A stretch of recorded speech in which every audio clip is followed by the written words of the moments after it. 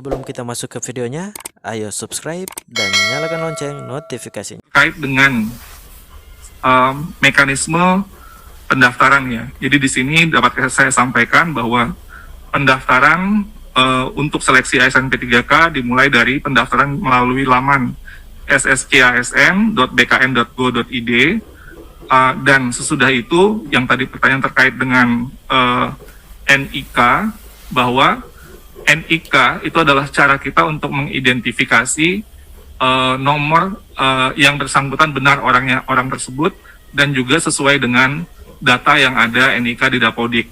Nah, beberapa masalah terjadi ketika NIK di Dukcapil itu tidak sama dengan NIK di Dapodik. Itu bisa dua kemungkinannya, mungkin yang di Dukcapil ada kekeliruan atau mungkin yang di Dapodik ada kekeliruan. Jika itu terjadi, maka jika data yang keliru itu di Dukcapil, maka dapat dilakukan perbaikan data melalui call center Halo Dukcapil 15537 atau melapor ke Dinas Dukcapil setempat. Jika perubahan itu perlu dilakukan di Dapodik, maka yang bersangkutan dapat melakukan perbaikan NIK di daerah melalui aplikasi verbal PTK yang dimiliki oleh masing-masing individu guru yang seterusnya divalidasi oleh Dinas Pendidikan setempat melalui spesifiknya kelompok kerja data pendidikan atau KK Datadik. Selanjutnya juga yang dapat kami sampaikan pertanyaan terkait dengan guru yang terdaftar di Dapodik. Jadi cut off guru yang ikut itu adalah guru yang terdaftar di Dapodik saat dia mendaftar. Artinya yang terdaftar di Dapodik tahun 2021 tetap boleh untuk mengikuti seleksi. Jadi ini ada anggapan bahwa cut off-nya itu di tahun 2020. Tapi sebenarnya cut off-nya itu sesuai dengan waktu dia pendaftaran dia terdaftar di Dapodik, sehingga juga ada guru-guru yang tahun 2021 juga juga mengikuti proses seleksi. Selanjutnya juga ingin saya luruskan anggapan bahwa harus terdaftar di Dapodik 3 tahun berturut-turut baru boleh ikut. Ini adalah 3 tahun berturut-turut adalah syarat untuk mendapatkan afirmasi, bukan syarat untuk mengikuti seleksi. Jadi jika dia tidak 3 tahun berturut-turut itu tetap boleh ikut seleksi, tapi yang bersangkutan tidak mendapat afirmasi.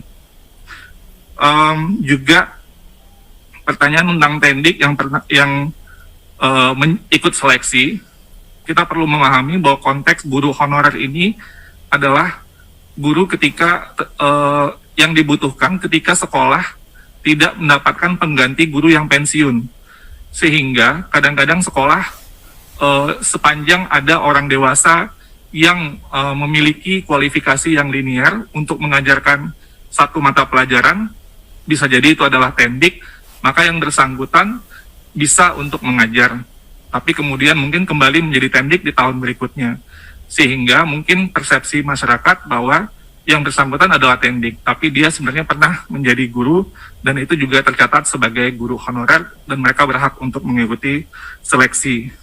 Terkait dengan data kualifikasi di PD Dikti, di sini dapat saya sampaikan, memang ada di beberapa kasus kampus-kampus yang mendaftarkan program D3-nya dan S1-nya itu berbarengan, sehingga yang muncul di PD Dikti itu kualifikasinya S1, padahal yang bersangkutan itu sebenarnya masih D3. Inilah yang menimbulkan masalah karena kemudian yang bersangkutan ikut proses, tapi ketika pemberkasan ternyata ijazahnya masih S3. Lalu slide selanjutnya, yang terakhir, ini juga sudah kami sampaikan sebelumnya, hanya untuk menguatkan bahwa pada saat ini Panselnas sedang menyusun draft mekanisme rekrutmen guru ASN P3K tahun 2022, di mana di sini kita akan melakukan sebuah penyempurnaan supaya untuk bisa menyelesaikan masalah-masalah yang timbul di tahun 2021 sebelumnya, sehingga bisa lebih baik pada tahun ini. Salah satunya adalah kita melakukan formasi yang tahap ketiga itu tetap ada. Itu tidak akan hilang, dan itu digabungkan dengan formasi tahun 2022. Dan mekanisme baru ini atau aturan yang disempurnakan ini mempertimbangkan pertama, guru yang telah lulus passing grade itu untuk bisa mendapatkan formasi tanpa harus ikut seleksi. Lalu memperbesar kuota formasi. Karena kita sebenarnya mengetahui jika formasi diajukan secara maksimal, maka sangat besar kemungkinan guru-guru yang sudah lulus passing grade untuk mendapatkan formasinya. Selanjutnya, untuk mencegah salah satu masalah yang juga timbul adalah guru dari sekolah induk dengan sekolah non-induk. Ini kita ingin mencegah terjadinya pergeseran antar guru di sekolah induk yang lebih banyak lagi. Dan yang terakhir, mempercepat penuntasan pemenuhan 1 juta guru ASN P3K. Mungkin sekian dulu dari saya, Bu Pimpinan. Terima kasih atas kesempatannya. Wassalamualaikum warahmatullahi wabarakatuh.